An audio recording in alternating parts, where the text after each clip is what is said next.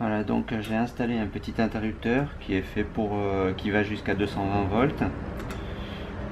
J'ai ramené un moins qui vient de la lampe avant. J'ai coupé le plus ici et donc j'ai ramené un plus de ce côté et le moins de l'autre côté. Comme ça, quand j'appuie, ça allume la lumière, ça passe au travers de la lumière. Voilà, seulement quand c'est alimenté. Ça, c'est pour allumer le feu arrière, même quand la lampe est éteinte. Ici, il y a la lampe. C'est pour que ça ne consomme pas trop d'énergie tout en restant visible sur la route.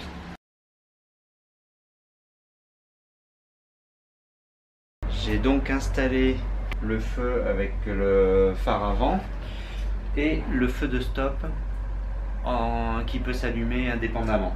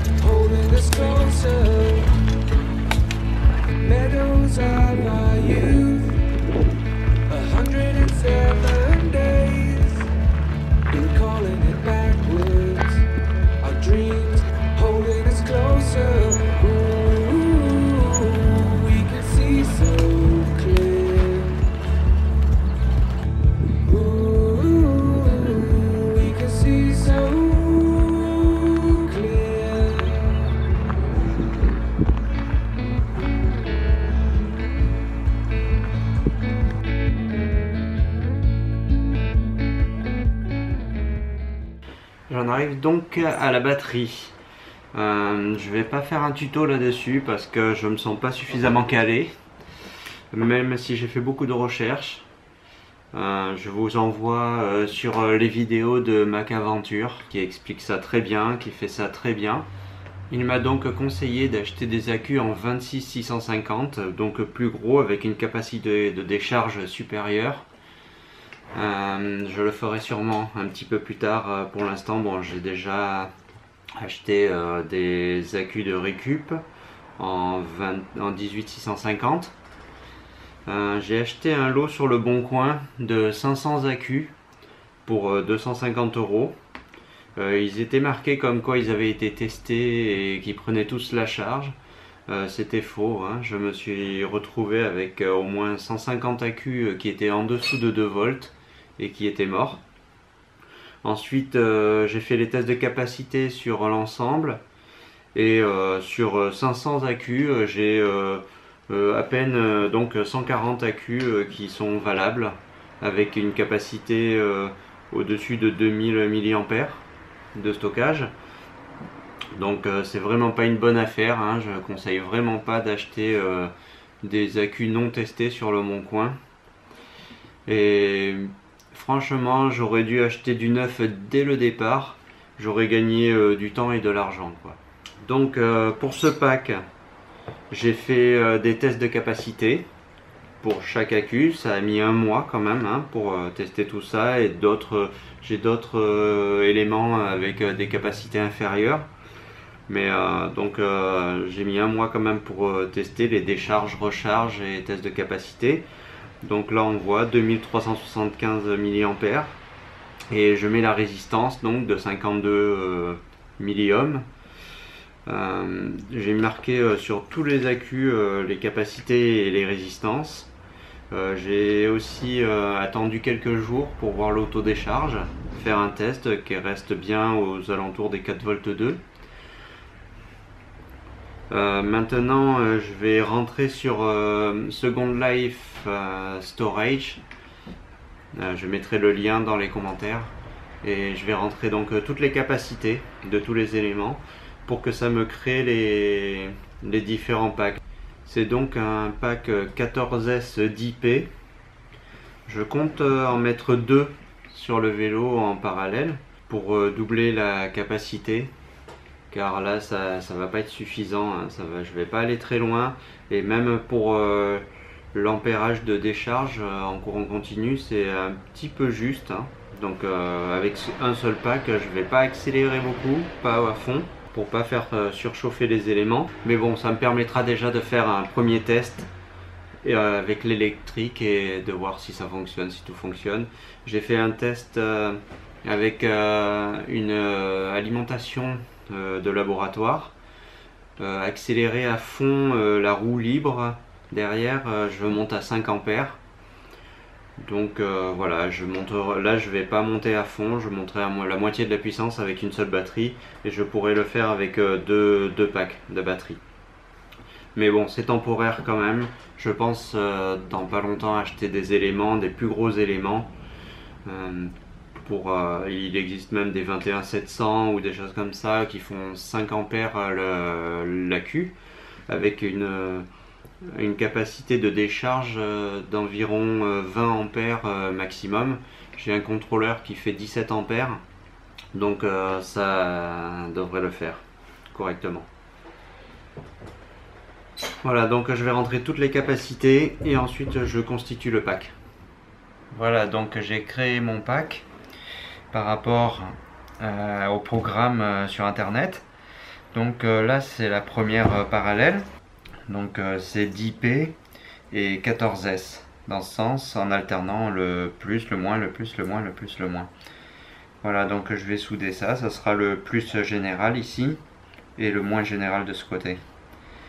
Ensuite je vais mettre mon BMS, mais qui est trop gros, un peu trop gros parce qu'il fait 80 ampères. Et si je mettais un 40 ampères ça suffirait largement, donc j'ai commandé d'autres BMS. Je vais mettre celui-là quand même en attendant pour faire des essais. Mais ensuite il y aura des soudés, mais comme je prends la même marque, ce sera la même cosse. Même si je mets un 40 ampères après, j'aurai juste à rebrancher la cosse et dessouder j'aurai pas à dessouder grand chose quoi, juste le B- et c'est tout par rapport à la batterie.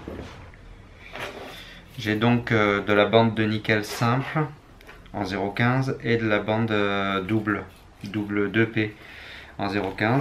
Donc la première je vais la mettre en bande simple, donc ça sera le plus général, et après je vais mettre de la 2P sur la deuxième et troisième et ainsi de suite quoi. Voilà, et sur le dessous j'alternerai, donc ça sera les deux premières qui seront ensemble et les suivantes quoi, et ça sera la dernière qui sera seule. J'ai donc soudé toute la batterie avec cette petite carte électronique, et il y a différents réglages en appuyant sur le bouton. Ici je vous mettrai le lien, c'est vraiment pas cher et ça fonctionne vraiment bien. Ah voilà, 3 niveaux, donc 3 bips, 3 niveaux. Donc c'est simple hein.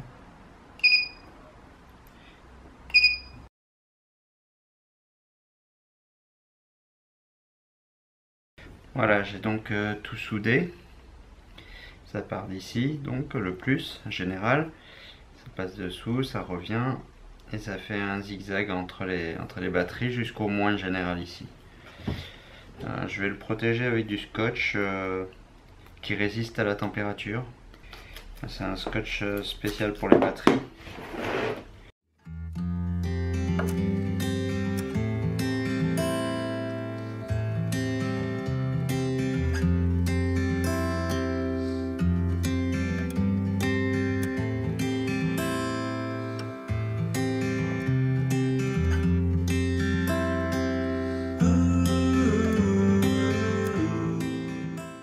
Donc le moins général.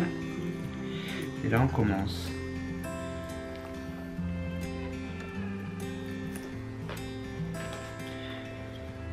Le premier.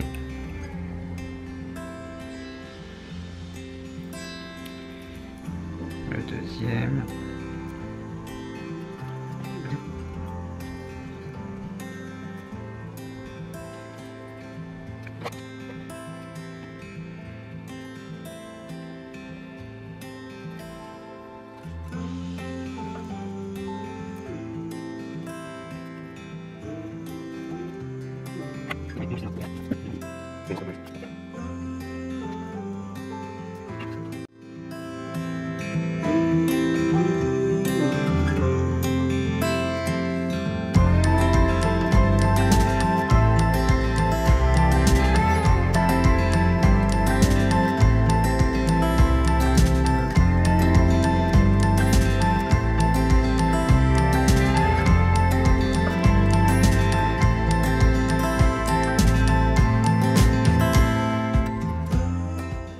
Voilà, et maintenant je vais amener 2 plus à partir du milieu du bas.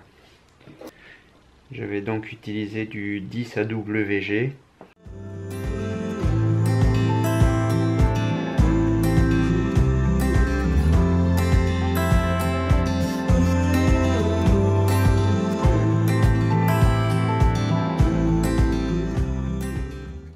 Voilà donc la batterie.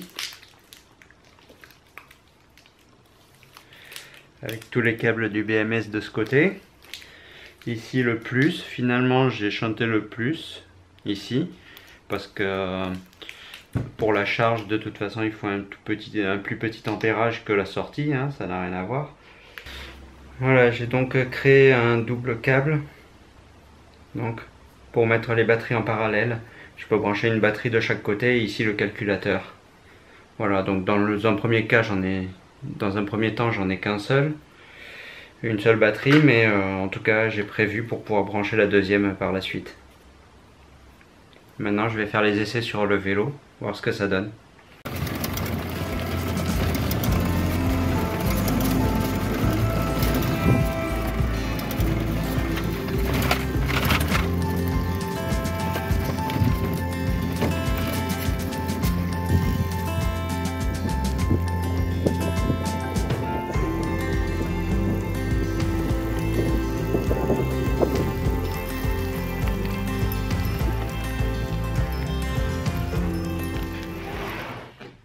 Voilà, j'ai donc fait les essais de la batterie.